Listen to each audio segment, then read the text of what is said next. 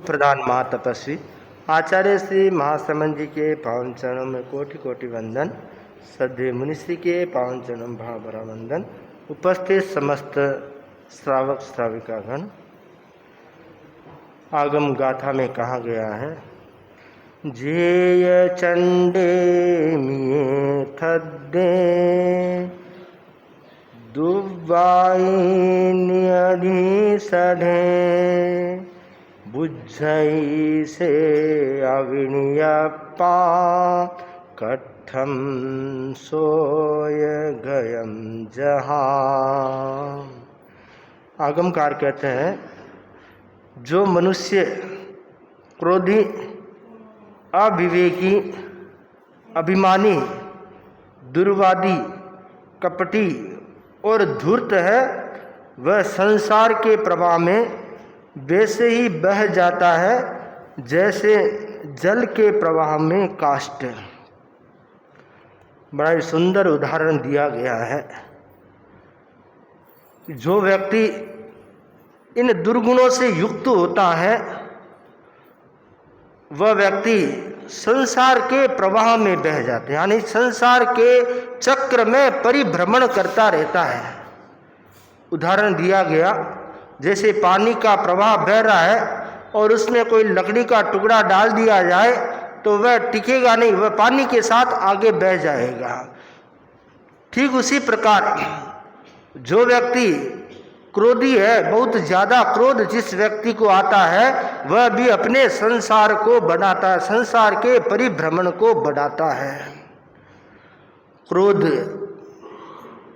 इंसान का शत्रु है और सबसे पहला नुकसान वह व्यक्ति का स्वयं का करता है, उसकी इज्जत की हानि करता है, उसके आत्मगुणों का नाश करता है। कहा गया, 1000 साल की तपस्या है और एक थोड़ी देर का तीव्र क्रोध है, अनंतानुबंधी वाला क्रोध, तो वह 1000 वर्ष की तपस्या उसकी नष्ट हो जाती है। क्रोध को कितना भयानक बताया है, कितना तकलीफ देह बताया है, परंतु इंसान है कि मानता ही नहीं, क्रोध को गले लगाए फिरता है। जब भी मौका देखता है, वह जैसे बोतल में से जिन बाहर आता है वैसे ही क्रोध बाहर आ जाता है, प्रकट हो जाता है और वह क्रोध बड़ा नुकसान करता है। इसलिए क्रोध को सीमित करने का प्रयत्न करें, क्रोध को कम करने का प्रयत्न करना चाहिए। थोड़ी सी देर का क्रोध बहुत बड़ा नुकसान कर देता है। अहमदाबाद की बात है, बहुत पुरानी बात है। एक बिल्डिंग में कई किराएदार रहा करते थे और पुराने ज़माने में पानी का स्रोत नीचे होता था, कुआं है वो नीचे होता था और वहीं से सभी पानी निकाल निकाल के अपने अपने फ्लैट में ले जाते, कमरों में ले जाते थे। एक दिन की बात है, सभी महिलाएं नीचे खड़ी थी और अपने अपने घड़े कतार में लगाए हुए थे। व्यवस्था के अनुसार चलते हैं तब तो ठीक है, और कोई व्यवस्था भंग करने का प्रयत्न करता है तो वहाँ समस्या खड़ी हो जाती है। पीछे से मालकिन आई ऊपर से, और जो सबसे आगे घड़ा था उसको लात मारी और उसकी जगह अपना घड़ा रख दिया। अब जिसका घड़ा था उसको बड़ी तकलीफ हुई, भाई व्यवस्था बनाई हुई है, जो पहले आएगा पहले भरेगा, बाद में आएगा वो लाइन से आते जाओ। वह बोली, मैं मालकिन हूँ, सबसे पहला मैं पानी भरूंगी, उसके बाद कोई दूसरे का नंबर आएगा। जब व्यक्ति में अभिमान होता है तब वह दूसरे का तिरस्कार करता है, अपमान करता है, वह दूसरे को तुच्छ समझता है, अपने आप को सबसे बड़ा समझता है। ये अहंकार की वृत्ति है। तो वह अहंकार घुसा हुआ था मालकिन में और उसने कहा कि सबसे पहले मैं भरूंगी। यूँ बात बात में मालकिन और उस किराएदार में दोनों में तू मैं हो गई। वो किराएदार औरत बोली कि मैं तुम्हारे को देख लूँगी। तो मालकिन बोली देख लेना, क्या देखना, देख ले, मेरे को क्या देखेगी, मैं तो मालकिन हूँ। ठीक है। अब इधर वो मालकिन तो पानी लेकर ऊपर गई और किराएदार वाली अपने रूम में गई, अंदर गई। क्रोध तो आया हुआ था, गुस्सा आया हुआ था और अपने कपड़ों पर केरोसिन तेल डाला। स्टोव जलाते थे, केरोसिन तेल तो घर घर में होता था, तो केरोसिन तेल डाला और आग लगा दी। यहाँ ही रुकी नहीं, आग लगाकर बाहर आई और सीढ़ियों से ऊपर चढ़ने लगी। तो नीचे जो चौक में लोग खड़े थे वो चिल्लाने लगे, अरे आग आग आग। तो ऊपर से मालकिन ने देखा नीचे इतना हल्ला क्यों हो रहा है, वह ऊपर से नीचे आ रही देखने के लिए, और ये ऊपर से नीचे से ऊपर जा रही है। और जैसे ही रास्ते में मालकिन मिली और उसको कस के पकड़ लिया, बाहों में पकड़ लिया। वह बोली छोड़ छोड़ छोड़, वह बोली मैं भी मरूंगी, तुझे भी मारूंगी। और क्रोध का परिणाम दोनों इतनी जल गई, दोनों को मृत्यु को प्राप्त हो गए। एक अभिमान और एक क्रोध, छोटा सा क्रोध, छोटी सी बात, परंतु वह इतना विकराल रूप ले लिया कि दो घर उजड़ गए, दो परिवार, दो जीव चले गए, प्राणी चले गए, इंसान चले गए। तो क्रोध कितना भयानक हो सकता है। एक छोटी सी चिंगारी गिर जाती है तो कई बार वह बड़े बड़े जंगल को जला देती है। तो क्रोध की एक छोटी सी चिंगारी भी बड़े बड़े परिवार को साफ कर देती है। इसलिए क्रोध से बचना चाहिए, क्रोध को सीमित करें। एक नहीं, ऐसी अनेकों घटनाएं मिल जाएगी, इतिहास की घटनाएं नहीं, वर्तमान में भी अपने आसपास में घटनाएं मिल जाएगी जो ये बोध देती है कि क्रोध से बचने का प्रयत्न करें। क्रोध 84 के चक्कर को बढ़ाएगा, घटाएगा नहीं। कोई व्यक्ति बोलता है कि मैं तो धार्मिक हूँ, तो धार्मिक को तो क्रोध से पहले ही दूर रहना चाहिए, क्योंकि सम्यक्त्व की सुरक्षा तभी रह सकती है कि जब उसका क्रोध संयमित हो, क्रोध पर उपशम का भाव हो। अगर तीव्र क्रोध करता रहेगा तो उसकी सम्यक्त्व खतरे में पड़ जाएगी, और सम्यक्त्व खतरे में पड़ गई तो सब कुछ गया, हाथ में क्या रहा। सम्यक्त्व तो ऐसा रत्न है जो मोक्ष की नींव है, मोक्ष ले जाने वाला रत्न है। अगर वही रत्न खतरे में पड़ गया, खो गया, तो मोक्ष कैसे जा पाओगे। मोक्ष तो दूर की बात है, घर परिवार में भी सुख शांति से नहीं रह पाओगे। कई लोग ऐसे होते हैं जिनको तत्काल गुस्सा आता है, शॉर्ट टेम्परर होते हैं और तत्काल गुस्से में कई बार बहुत बड़ा अनर्थ कर डालते हैं। एक बहन बोली कि महाराज, घर वालों को इतना गुस्सा आता है कि घर में जो सामने दिखता है फेंक देते हैं। टीवी है तो टीवी तोड़ देते हैं, फ्रिज है तो फ्रिज को गिरा देते हैं, जो कुछ सामने आया उसको तोड़ फोड़ मचा देते हैं। ये गुस्सा बहुत अहित करने वाला होता है। और एक गुस्सा होता है जो तत्काल तो नहीं आता है, परंतु मन ही मन में घुटते रहते हैं। इसने मेरे को ऐसा बोला था, जब मौका आएगा तब मैं इसका नानी दादी सब याद करा दूंगा। तो मन में रखना और गुस्से से वैर की गांठ बना देना। गुस्सा शुरुआत में गुस्सा होता है, परंतु मन में रख रख करके वो वैर बन जाता है। वैर बनने का मतलब है वह अनुबंध बंध जाता है, वह अनुबंध कई कई भवों तक चलता रहता है और वह जीव को बार बार इस कसाई की अग्नि में जलाता रहता है। तो गुस्सा वैर नहीं बने। कभी बोल भी दिया, गुस्सा आ भी गया, छदमस्त है, संभव है, परंतु खमत खामना कर लो, क्षमा याचना कर लो। उस समय अभिमान मत लाओ कि मैं कैसे खमत खामना करूं, मेरी तो गलती नहीं है, मैं छोटा थोड़ी हूं, मैं तो बड़ा हूं। खमत खामना करने वाला कभी छोटा नहीं होता है, बड़ा होता है, उसका दिल बड़ा होता है। तो दिल को बड़ा बनाए और दूसरों को क्षमा कर दे, माफ कर दे। क्षमा मांगना सरल है, परंतु क्षमा देना बहुत कठिन है। आप कहते हैं भाई मेरे मन में तो कुछ नहीं है। अरे तेरे मन में कुछ नहीं है, पर जब बात आती है तब वही बात उसी ओर अंगुली करते हो। इसका मतलब मन में है तभी तो अंगुली करते हो। ताना कसते हो, वही बात याद दिलाते हो, बार बार याद आती है, तो इसका मतलब है कि आपका गुस्सा शांत नहीं हुआ है, सफाई हुई नहीं अभी, वो वैर बनकर अंदर बैठा हुआ है। जो माफ कर दिया, खमत खामना कर लिया, उसके बाद वह बात जीरो हो जानी चाहिए, उसका जिक्र तक नहीं होना चाहिए, तब समझना चाहिए कि मेरा गुस्सा है जो क्लियर हो गया है। परंतु बहुत मुश्किल है, अभ्यास से संभव है।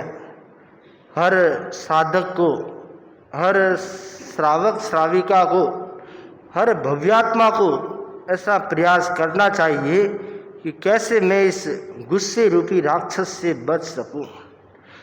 एनर्जी है, एनर्जी का उपयोग पॉजिटिव भी होता है, नेगेटिव भी होता है। हमारे भीतर तो एनर्जी निर्माण होती है, तो उस एनर्जी को सकारात्मक दिशा में लगा दो।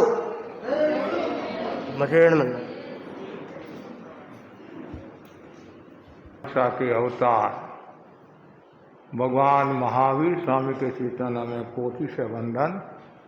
योग प्रदान आचार्य महासमुद्र के चेतना में कोटि से वंदन। मुनिवृंद, उपस्थित धर्म प्रेमी भाइयों बहनों, आज से कषाय प्रबंधन सूत्र सप्ताह प्रारंभ होने जा रहा है। आज का विषय है क्रोध प्रबंधन के सूत्र। भगवान महावीर की वाणी है, कोहोय माणोय अणिगैया मायाय लोभोय पवड्डमाणा तत्तारी कशिना कसाया चिंतन्ति मूलायं पुनर्भवस्य चिंतन्ति मूलायं पुनर्भवस्य। अनिगृहित क्रोध और मान, प्रवर्धमान माया और लोभ, ये चारों संक्लिष्ट कषाय पुनर्जन्म रूपी वृक्ष की जड़ों का सिंचन करते हैं। प्रत्येक धार्मिक व्यक्ति का लक्ष्य होता है वीतरागता। वह आत्मा से महात्मा तथा महात्मा से परमात्मा बनना चाहता है। जीवन में आनंद चाहता है, सुख चाहता है, शांति चाहता है, समाधि चाहता है और जन्म मरण से मुक्त होना चाहता है। सत्य चाहता है।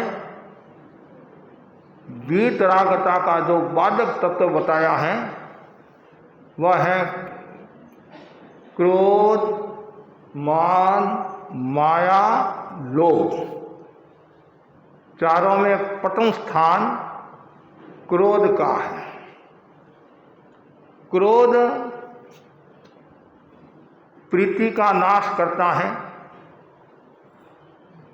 प्रेम भाव का नाश करता है। प्रश्न उपस्थित होता है, क्रोध क्यों आता है? जब तक मौनी कर्म है, राग देश है, तब तक क्रोध आने की संभावना बनी रहती है। ठाणांक सूत्र में क्रोध की 4 अवस्थाएं बताई हैं। आभोग निवर्तित, अनाभोग निवर्तित, उपशांत और अनुपशांत। पहला बताया गया है आभोग निवर्तित। इसका मतलब है जो आदमी जानबूझकर क्रोध करता है। कुछ व्यक्ति ऐसे होते हैं जो जानबूझकर क्रोध करते हैं। कोई लेना नहीं देना नहीं, आदमी जा रहा है और चांटा मार दिया गुस्से में आकर। क्यों मारा? मेरी इच्छा, मेरा मन हो गया, मेरे को गुस्सा आ गया और तुम्हारे चांटा लगा दिया। तो जानबूझकर क्रोध करना। कुछ लोग ऐसे ही होते हैं, जब तक दिन में 2, 4, 5 बार 10 बार गुस्सा नहीं करते हैं तो उनका भोजन भी नहीं पचता। और कभी कभी ऐसा भी हो जाता होगा और उनको भी आश्चर्य होता है कि आज मैंने गुस्सा किया ही नहीं। तो जो जानबूझकर गुस्सा करता है वो क्या है? आप भोग निवर्तित। दूसरा है अनाभोग। अनायास गुस्सा आ जाता है, कोई कारण नहीं, अनायास आ गया। आप बहुत शांति से बैठे हैं, न जाने कहाँ से कोई परमाणु आया, पुद्गल आया, अशुभ पुद्गल आया, अनायास क्रोध आ गया। इसको बोलते हैं अनाभोग निवर्तित। तीसरा है उपशांत। क्रोध की उपशांत अवस्था, जैसे 11वां गुणस्थान है, उपशांत है, तो क्रोध की उपशांत अवस्था। चौथा जो बताया है अनुपशांत। इसका मतलब है क्रोध आता है चला जाता है, आता है चला जाता है और वो टिकता नहीं है, टिकता नहीं है, आता और चला जाता है। ये 4 अवस्था है। उनमें सबसे जो खतरनाक जो अवस्था है, ऐसे तो सब खतरनाक अवस्था ही है, जब तक क्रोध है तब तक हाँ आत्मा को शांति नहीं है, लेकिन इसकी तरतमता भी होती है। अनंतानुबंधी क्रोध, पत्थर की रेखा के समान, फिर मिट्टी के समान, फिर बालू के समान, फिर है जल के समान। 4 अवस्थाएं बताई नहीं, अनंतानुबंधी, अप्रत्याख्यान, प्रत्याख्यान, संज्वलन। जो अनंतानुबंधी क्रोध वाला होता है वो पत्थर की रेखा के समान होता है। जैसी पत्थर की रेखा मिटती नहीं है, वैसे ही क्रोध मिटता नहीं है। कभी कभी साधु संत प्रेरणा भी देते हैं, कहते भी हैं गुस्सा मत करो, खमत खामड़ा कर लो, वैर भाव मत रखो, प्रतिशोध का भाव मत रखो, ईर्ष्या घृणा का भाव मत रखो। आदमी क्या बोलता, महाराज नरक में जाने के लिए मैं तैयार हूं, दुर्गति में जाने के लिए मैं तैयार हूं, लेकिन खमत खामड़ा तो नहीं करूंगा। इसका मुंह देखना ही पाप है। कभी देरानी जेठानी को लेकर हो जाता है, कभी बाप और बेटे को लेकर हो जाता है, कभी माँ बेटे को लेकर हो जाता है, कभी सास बहू के हो जाता है, कभी नड़न और भौजाइसा के हो जाता है, कभी और समाज को लेकर हो जाता है, परिवार को लेकर हो जाता है। गुस्सा स्वाभाविक है, सन्मस्त है, लेकिन जो अनंतानुबंधी जो क्रोध है पत्थर की रेखा के समान, कभी हम सुनते रूंगटे खड़े हो जाते हैं, फिर उनकी गति कौन सी होती है? शुभ गति नहीं है, अशुभ गति की संभावना बनी रहती है।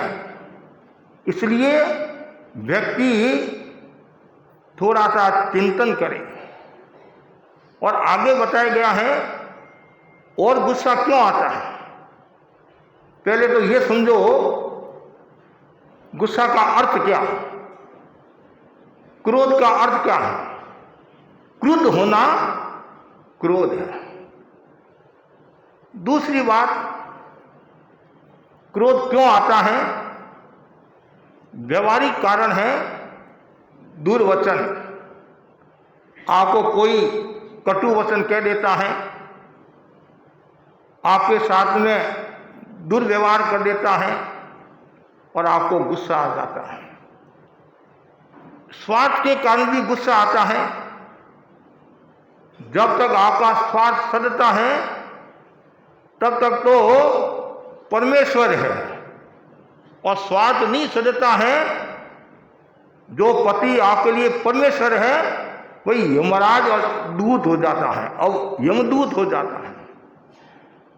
ये स्वार्थ की जो दुनिया बड़ी खतरनाक होती है। जब तक आपका स्वार्थ सदता है तो सब भगवान है।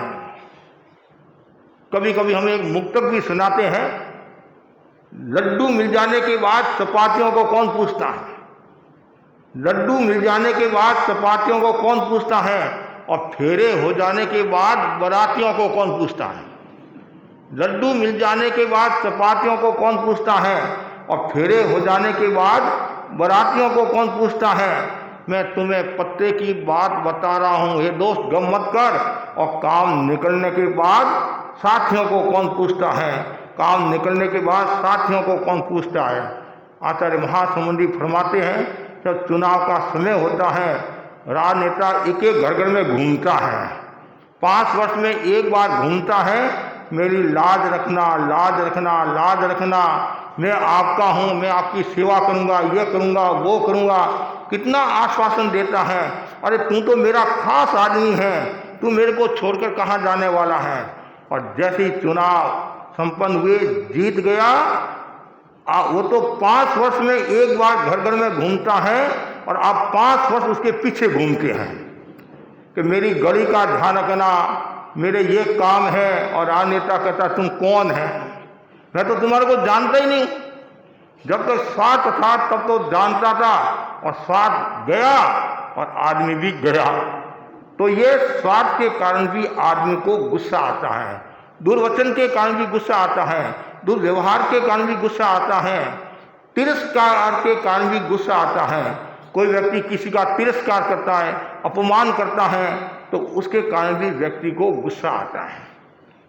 आगमों के अनुसार गुस्सा आने के 4 कारण बताए हैं। ठाणांक सूत्र में पहला बताया है क्षेत्र, स्थान को लेकर गुस्सा आता है। जैसे नारकी के जीव है, आपस में लड़ाई झगड़ा करते हैं, स्थान को लेकर लड़ाई झगड़ा। या ऐसा भी कह सकते हैं, ये कोई ऑफिसर है, कलकत्ता में है, और उसका ट्रांसफ़र छोटे से गांव में हो गया, वहाँ कोई सुख सुविधा नहीं है, और तत्काल उसको गुस्सा आ गया कि सरकार ने मुझे कहाँ पटक दिया, कहाँ फेंक दिया। टीचर को भी आ जाता है, अरे उनको छोड़ो, आपकी कोई बेटी है और उसकी सगाई आपने कोई छोटे से गांव में कर दी, कोई सुख सुविधा नहीं है, और इतने में तो देवता आ जाता है, मेरे बाप ने मुझे नरक में पटक दिया। तो स्थान को लेकर भी व्यक्ति को गुस्सा आता है। और दूसरा बताया शरीर को लेकर भी गुस्सा आता है। मेरा शरीर कुरूप है, अष्टावक्र ऋषि की तरह है, टेढ़ा है, मेढ़ा है, काड़ा है, मैं लंगड़ी हूँ, एक हाथ वाली हूँ। और शरीर को देखकर गुस्सा आता है। और मेरी सहेली कितनी जोरदार है, कितना उसका रंग रूप अच्छा है, वो प्रियंका चोपड़ा को भी मात करती हैं, और शिल्पा तो कुछ नहीं है। मतलब शरीर को देखकर गुस्सा आता है। उसके बाद में तीसरा जो कारण बताया है वह है उपधि। उपधि को लेकर भी गुस्सा आता है। उपधि से तात्पर्य है उपकरण। उपकरण जो होते हैं, एक बहन साड़ी पहनती है, जब तक वो मैचिंग बोलते हैं, क्या बोलते हैं, वो बराबर नहीं होती हैं, न जाने कितना उसके मन में आता है, कभी ये कभी ये कभी ये। लेकिन ये समस्या आदमियों में कम है, ये समस्या अपेक्षाकृत आदमियों में कम है। ऐसे तो कोई अपवाद कोई भी हो सकता है। तो उपकरणों को लेकर भी गुस्सा आता है, और एक वस्तु को लेकर भी गुस्सा आता है। खाने पीने की कोई वस्तु है, उसको लेकर भी गुस्सा आ जाता है। श्रीमती जी ने भोजन परोसा, दाल में नमक नहीं है, मिर्ची नहीं है, या भोजन ठंडा है, इतने में देवता आ जाता, गुस्सा आ जाता है, और थाली के ठोकर मारकर चला जाता है। ये 4 प्रकार के कारण गुस्सा आता है। और व्यवहार में हम देखें गुस्सा क्यों आता है। सरल भाषा में मन के अनुकूल काम नहीं होना, और प्रिय का वियोग और अप्रिय का संयोग हो गया, इष्ट का वियोग हो गया, अनिष्ट का संयोग हो गया, तब गुस्सा आ जाता है। एक व्यक्ति को गुस्सा बहुत आता था, और डॉक्टर के पास गया, डॉक्टर साहब मुझे गुस्सा बहुत आता है। डॉक्टर साहब ने कहा तुम्हारे शरीर में विटामिन सी की कमी हो गई है, इसलिए तुम्हारे को गुस्सा आ रहा है। और वही व्यक्ति वैज्ञानिक के पास गया, वैज्ञानिक साहब मुझे बहुत गुस्सा आता है, तो उन्होंने कहा जो नाड़ी तंत्र है, ग्रंथि तंत्र है, उनमें समस्या है, इसलिए तुम्हारे को गुस्सा आ रहा है। वही व्यक्ति आयुर्वेद के वैद्य के पास गया, वैद्य जी मुझे गुस्सा बहुत आता है, तो वैद्य ने नाड़ी देखी कि हमारे शरीर में 3 दोष होते हैं, वात, पित्त और कफ। जब वायु का प्रकोप होता है तब व्यक्ति को चंचलता मतलब मन अस्थिर रहता है, और कफ का प्रकोप होता है तब लोभ का भाव बढ़ता है, और जब शरीर में पित्त का प्रकोप होता है तब गुस्सा आता है कि तुम्हारे शरीर में पित्त का प्रकोप ज़्यादा है, इसलिए तुम्हारे को गुस्सा आ रहा है। और वही व्यक्ति घूमता घूमता रंग चिकित्सक के पास में गया और कहा मुझे गुस्सा बहुत आता है, तो रंग चिकित्सक ने देखा और कहा तुम्हारे शरीर में लाल रंग ज़्यादा हो गया है और हरे रंग की कमी हो गई है, इसलिए तुम्हारे को गुस्सा आ रहा है। और वही व्यक्ति एक्यूप्रेशर और एक्यूपंक्चर वाले के पास में गया कि तुम्हारे शरीर में जो विद्युत का जो प्रवाह है वो अच्छी तरह से व्यवस्थित ढंग से चल नहीं रहा है, इसलिए तुम्हारे को गुस्सा आ रहा है। कोई कहता है रीढ़ की हड्डी में कुछ कमी है, उसके कारण तुम्हारे को गुस्सा आ रहा है। और वही व्यक्ति घूमता घूमता मंत्रवादी के पास आ गया, मंत्रवादी को पूछा मुझे गुस्सा बहुत आता है। मंत्रवादी ने कहा तुम्हारे को भूत लग गया है, भूत लग गया है, इसलिए तुम्हारे को गुस्सा आता है। और कभी कभी माताएं भी अपने बच्चों को कहती है, ज़्यादा बच्चा परेशान करता है, बहुत परेशान करता है छोटे बच्चे, कि महाराज ऐसा लगता है इसको भूत लग गया है, भूत आ गया है, यमराज आ गया है। तो ये इतने कारण और भी बहुत कारण मिल जाएंगे। इन कारणों से मतलब वैज्ञानिक कारण भी है और आध्यात्मिक कारण भी है, व्यवहारिक कारण भी है। कुल मिलाकर जब तक कषाय है, मतलब हम 90 गुणस्थान तक नहीं, क्रोध, मान, माया, ये जो 15 जो प्रकृतियां हैं, 16 संज्वलन तो 10वें गुणस्थान में समाप्त हो जाता है, और 9 प्रकृतियां 90 गुणस्थान तक समाप्त हो जाती, यही तो है नहीं, 90 गुणस्थान समाप्त हो जाती है। लोभ संज्वलन है वो 10वें गुणस्थान में रहता है, 10वें गुणस्थान में रहता नहीं, फिर बाद में उसका भी अस्तित्व समाप्त हो जाता है, बाद में समाप्त हो जाता है, वीतराग हो जाता है। तो जब तक हम 12वें गुणस्थान में नहीं आते हैं, मोहनी कर्म को क्षीण नहीं करते हैं, तब तक सब संभव है, क्रोध आना स्वाभाविक है। और आचार्य महाप्रज्ञ जी ने, गुरुदेव तुलसी ने क्रोध के परिणामों की चर्चा की है, बहुत सुंदर। गुरुदेव तुलसी ने लिखा है, पहला तो है क्रोध मुक्ति का बाधक है, मुक्ति का बाधक है। जब तक क्रोध है बोध नहीं, और बोध नहीं तो सत्य का शोध नहीं। बड़े संत फरमाते थे क्रोध क्षणजीवी और परिणाम चिरंजीवी है, परिणाम चिरंजीवी है। और यहाँ तक फरमाते थे क्रोध में 3 बातों का ध्यान रखना। पहली बात है क्रोध में भोजन नहीं करना, क्रोध में बोलना नहीं, और क्रोध में कोई कार्य नहीं करना। आप यदि क्रोध में भोजन करोगे तो वो अमृत है, वो जहर हो जाएगा। दूसरा है क्रोध में कोई कार्य करोगे आप, वो लाभकारी नहीं होगा, नुकसानकारी होगा। और तीसरा है क्रोध में आप यदि बोल गए अर्थ का अनर्थ हो जाएगा। ऐसा कहा जाता है एक नरम और दूसरा गरम, और तब रहे घर की शर्म, और एक गरम दूसरा भी गरम, फिर फूटे करम, करम फूटेंगे। तो इसलिए ये 3 बातों की सावधानी रखना। अब ये छोटी छोटी बातें हैं, इसका परिणाम एग्जाम्पल के द्वारा आपको समझाना चाहता हूं। गुजरात की घटना है, आगे दुकान और पीछे घर। पुराने समय में प्राय ऐसा ही होता था, सेठ दुकान पर बैठा था, गले पर बैठा था, पुत्र आया और पिता ने 100 का नोट पकड़ा दिया। छोटा बच्चा था। पहली बात तो ये बाप ने गलती की, 100 का नोट पकड़ा कर, क्या आवश्यकता थी। मैं तो आप लोगों को भी कहना चाहता हूं, ठीक है, आवश्यकता पैसा देना पड़ता है, लेकिन बच्चे को खराब करने में माँ बाप की भी भूमिका रहती है। बच्चा जो बिगड़ता है इसका एक बड़ा कारण है माँ बाप निमित्त होते हैं। बेटी मांगती है 10,000, ले बेटी 10,000, ले 20,000, कोई कमी नहीं है, लाखों की कमाई है, आपने 20,000 दिए तो उसका कम से कम पूछना तो चाहिए नहीं व्यवहार के नाते कि बेटी 20,000 का क्या करेगी, ये क्या करेगी, ऐसा क्या करेगी। ठीक है, ले जा, और फिर वो गलत रास्ते जाती हैं तो उसका परिणाम आपको भी भुगतना पड़ता है, आपको भी भुगतना पड़ता है। तो गुरुदेव फरमाते थे ये बहुत सावधानी रखने की बात है। अब क्या उसने 100 का नोट दिया और बच्चा था, समझता नहीं था, उसने क्या किया, 100 के नोट को फाड़ डाला। जैसे ही फाड़ा, कागज समझ के फाड़ दिया, और बाप को आया गुस्सा, नालायक कहीं का, बड़ी मुश्किल से तो कमाता हूँ और तू ऐसे फाड़ता है। और आया गुस्सा इतना तेज, पास में कोई लकड़ी पड़ी थी, ली हाथ में और देश सिर पर, इतनी जोर से मारी, बच्चा नीचे गिर पड़ा।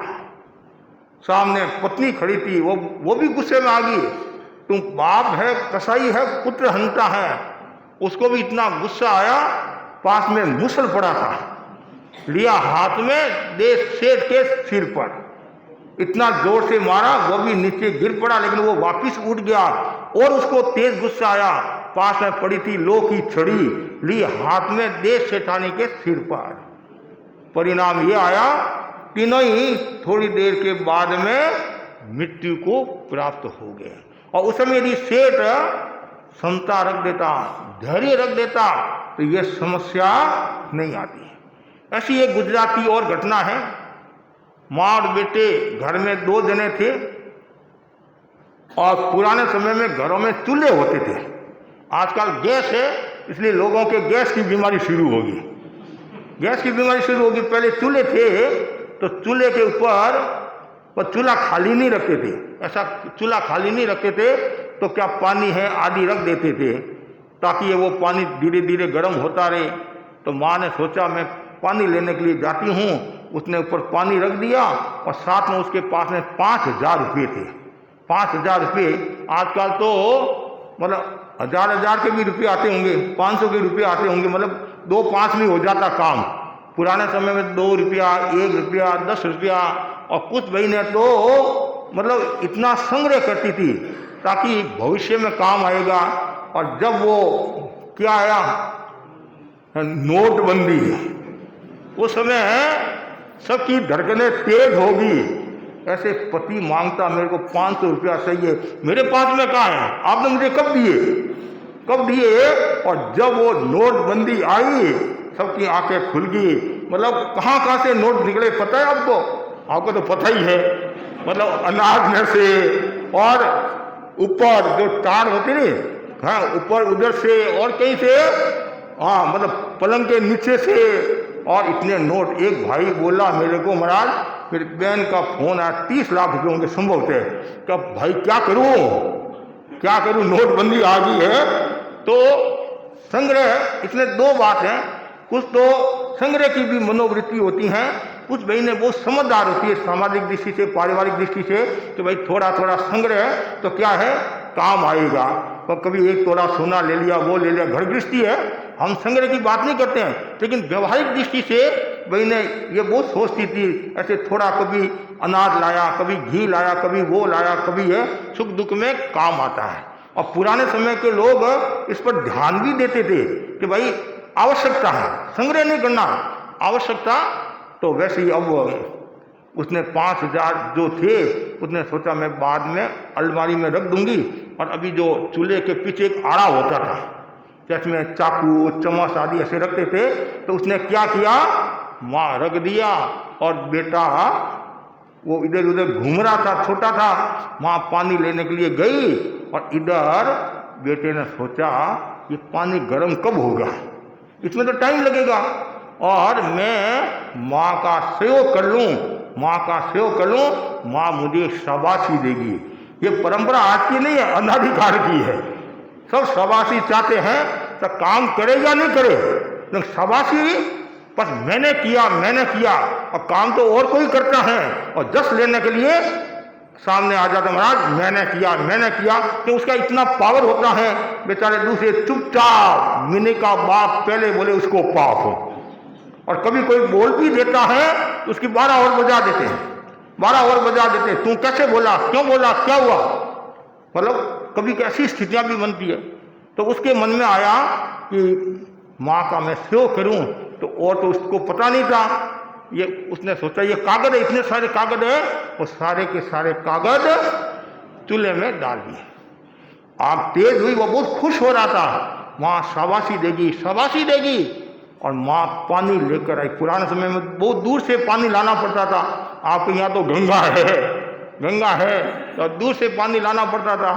पानी लेकर जैसे घर में प्रवेश करती है, चूल्हे पर नजर जाती है कि ये चूल्हा तेज कैसे हो गया, मतलब आग तेज कैसे होगी, क्या हुआ। और उसकी नजर कहां पड़ी, आड़ा में। जैसी देखा आया गुस्सा, होन पप्पू ने ये सब काम किया है, देखा पैसा नहीं था, और गुस्सा आया। यदि वो पूछ लेती या मन में ये आ जाता कोई बात नहीं और पैसा कमा देंगे, लेकिन जब गुस्सा आता है उस समय पता नहीं चलता। इसलिए कहा गया है क्रोधी, शराबी और भुल्लक्कड़ ये तीनों ही भाई है। क्रोध में भी भान नहीं रहता है, नशे में भी भान नहीं रहता है, और विस्मृति के क्षणों में भी भान नहीं रहता है। और आया माँ को गुस्सा, और मटका रखा नीचे, पानी नीचे उतारा, इतना गुस्सा, बच्चे को लिया हाथ में और दे चूल्हे में डाल दिया। और थोड़ी देर के बाद में बच्चा शकरकंद की तरह सीज कर रह गया। तीसरी घटना महाराष्ट्र मुंबई की है, सास और बहू की लड़ाई होगी। अब ये तो घर की कहानी है। घर किसका नाम है, तोता मैना के टकराते स्वर घर। ना 2 स्वर टकराते उसका नाम करें। 2 की पार्टी होती है, एक की तो पार्टी होती नहीं है। एक तो निर्दलीय होता है, एक क्या करेगा, भी से बछड़ा लेगा क्या। 2 होते, द्वंद होते, तभी समस्या आती है, लड़ाई झगड़ा होता है। तो सासू बहू की लड़ाई इतनी हुई तेज, सासू घर छोड़कर चली गई, और पीछे से बहू गुस्से में थी। उसने बच्चे को स्तनपान कराया, दूध पिलाया। जैसे उसने दूध पिलाया और थोड़ी देर के बाद में बच्चा मृत्यु को प्राप्त हो गया, और घर में हाहाकार मच गया। ये क्या हुआ, बच्चा स्वस्थ था, क्या हुआ, माँ ने दूध पिलाया।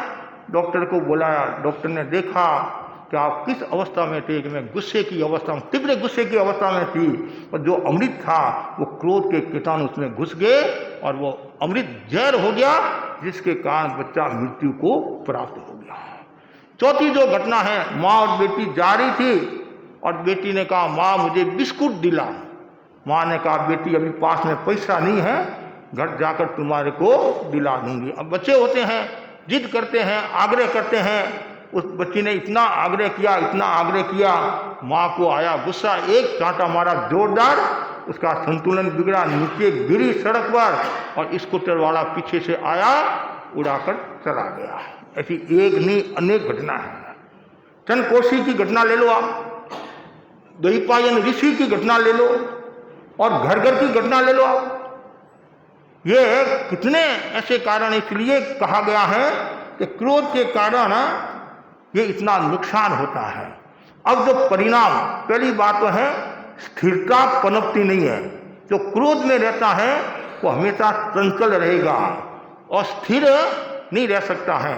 दूसरा बताया गया है वो बात बात में आग बबूला होकर अपना धीरज खो बैठता है। तीसरा परिणाम बताया है वो शांति से कोई बात सोच नहीं सकता है। चौथा बताया है वो हर विषय का तत्काल निर्णय कर लेता है। पांचवा बताया है पारिवारिक मित्रों और साथियों का स्नेह और विश्वास नहीं पा सकता है। मनोबल कमजोर हो जाता है, कर्मजा शक्ति कमजोर हो जाती है, संकल्प बल कमजोर हो जाता है और स्मृति भी धीरे धीरे कमजोर हो जाती है। वो सत्व विहीन हो जाता है, उसका शरीर और मन दोनों खराब हो जाते हैं। और इतनी उग्रता होती है, इतनी तीव्रता होती है, इतनी कलुषता होती है, जिसके कारण वह कठोर बंधनों से जकड़ जाता है और कभी कभी चिकने कर्मों का भी बंधन कर लेता है। राष्ट्रीय स्तर की बात करें, पारिवारिक स्तर की बात करें, सामाजिक स्तर की बात करें, विश्व स्तर की बात करें, तो वैमनस्य का जो भाव रहता है, कलुषता, उसमें मूल क्या है? क्रोध। क्रोध के कारण ये सब समस्या आती हैं। और आचार्य महाप्रभु जी लिखते हैं, वैज्ञानिक कारण भी उन्होंने बताए हैं कि जो व्यक्ति क्रोध में रहता है, उच्च रक्तचाप की बीमारी हो जाती है और हार्ट अटैक की बीमारी हो जाती है और अनेक बीमारियों से वो ग्रसित हो जाता है। और मूल जो बीमारी का जो कारण क्या है, वो है भाव तंत्र। क्या कारण है? भाव तंत्र, मतलब अशुभ भाव, नेगेटिव भाव। एक विचारक ने लिखा है, जैसे ही नेगेटिव भाव आया, उसका सीधा असर पेट पर पड़ता है, और जिसका पेट खराब, उसका मन खराब हो जाएगा। तो इसलिए स्वस्थ होना जरूरी है, भाव तंत्र को मजबूत रखना जरूरी है। भाव तंत्र मजबूत है, शुद्ध रहे, तो समस्या नहीं आएगी। तो ये इतने कारण हैं, इन कारणों से व्यक्ति संताप को प्राप्त होता है, विनम्रता को नष्ट करता है और स्वहाद को नष्ट करता है, और उद्वेग पैदा होता रहता है, और चारों ओर से वो दुख और अवसाद को प्राप्त होता है। अब क्रोध प्रबंधन के सूत्र, ये इतने कारण हैं, समस्या है तो वहाँ समाधान भी है। हम गुरुदेव तुलसी और महाप्रज्ञ जी के आभारी हैं, जिन्होंने प्रेक्षा ध्यान का अवदान दिया। तो प्रेक्षा ध्यान की साधना के द्वारा हम क्रोध को कंट्रोल में रख सकते हैं। निरंतर सहिष्णुता की अनुप्रेक्षा करता है, दीर्घ श्वास का प्रयोग करता है, ज्योति केंद्र पर सफेद रंग का ध्यान करता है, तो वह क्रोध को कंट्रोल में कर सकता है। साथ में भावना भाव, क्रोध मेरा स्वभाव नहीं है, क्रोध तो विभाव है, स्वभाव क्या है? क्षमा है। और क्रोध को कैसे जीते? तो इन प्रयोगों के द्वारा, और साथ साथ में सत्संगत, स्वाध्याय, उपशम की साधना, 10 कार्य सूत्र में बताया है। वो समय हणे कोम, पर क्रोध को उपशम के द्वारा जीतो। क्रोध को क्रोध के द्वारा जीता नहीं जा सकता है। आचार्य भिक्षु ने कहा नहीं, लोई खरड़ियो जेठ पीताम्बर लोई सुन धुलाए। खून से सन्ना कपड़ा खून से साफ नहीं होता है, उसके लिए पानी और साबुन की आवश्यकता रहती है। उसी प्रकार क्रोध को क्रोध के द्वारा मिटाया नहीं जा सकता है, वैर को वैर के द्वारा मिटाया नहीं जा सकता है, हिंसा को हिंसा के द्वारा मिटाया नहीं जा सकता है। उसके लिए उपशम, अहिंसा की आवश्यकता रहती है। वो समय हणे कोम, बार बार इसका जाप करते जाओ, वो समय हणे कोम, वो समय हणे कोम, तो धीरे धीरे क्रोध आपके कंट्रोल में रहेगा। और आचार्य महाप्रज्ञ जी ने वो सुंदर लिखा है क्रोध के बारे में। उन्होंने कहा है, कोई भी समस्या हो तो 3 बातों पर ध्यान देना। पहला है निदान करो। वो निदान नहीं, यहाँ निदान का मतलब खोज करो भाई मेरे को क्रोध क्यों आ रहा है, क्रोध क्यों आ रहा है। दूसरा है उसके परिणामों की चर्चा करो, उसके परिणामों की, एक तो क्रोध क्यों आ रहा है, एक है परिणाम, उसका क्या परिणाम आएगा, मतलब कितना मेरा को नुकसान होगा। तीसरा है उसकी चिकित्सा करो। तीसरा क्या है? चिकित्सा करो। स्वाध्याय, ध्यान, मेडिटेशन, योगा, शशांक आसन करने से गुस्सा कंट्रोल में रहता है। और भी अनेक प्रयोग है। ओम शांति प्रशांति सर्व क्रोधोपशमनी स्वाहा, 21 बार ये बोलना था। इसका पूरा बताया गया मंत्र एक समाधान में संभवतः होगा। तो इसका प्रयोग करने से गुस्सा कंट्रोल में रहता है। और सबसे महत्वपूर्ण जो बात बताई है, महापुरुषों को याद करो, भगवान महावीर को याद करो, आराध्य को याद करो, भिक्षु स्वामी को याद करो। भगवान महावीर के जीवन काल में कितने कष्ट आए, उन्होंने समता रखी, समता रखी, समता रखी। और भिक्षु स्वामी के जीवन में कितने कष्ट आए, बस स्वर्ग और नरक की घटना ले लो, सन्नी असन्नी की घटना ले लो, और पूरा 5 वर्ष तक उनको पूरा आहार पानी नहीं मिला। विकट परिस्थितियों में भी अपने आप को उन्होंने संतुलित रखा और समता की साधना रखी। एक बहुत सुंदर प्रश्न उठा, कहते भाई जैन धर्म के लोग ही मोक्ष में जा सकते हैं, क्या दूसरे नहीं जा सकते हैं? दूसरे जा सकते हैं। सिद्ध होने के जो 15 कारण बताए हैं, तो क्या दूसरे लोग सब क्या साधु बना लेते हैं? तो आचार्य समंत भंडार ने संभव से बात कही है। आचार्य महाप्रज्ञ जी लिखते हैं, उन्होंने बहुत महत्वपूर्ण बात की है, जो अन्य लिंगी जो मोक्ष में जाते हैं उनका बड़ा कारण है समता। क्या कारण है? समता। जो राग देश से मुक्त हो गया, चाहे वो जैन है अजैन है, और वो मोक्ष में जा सकता है।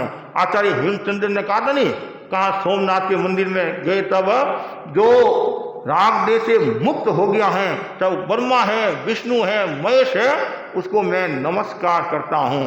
बहुत बड़ी बात है, हमें राग देश से मुक्त होना है। तो कषाय तो क्या है कि बीत रागता का बाधक तत्व है, क्रोध बाधक तत्व है।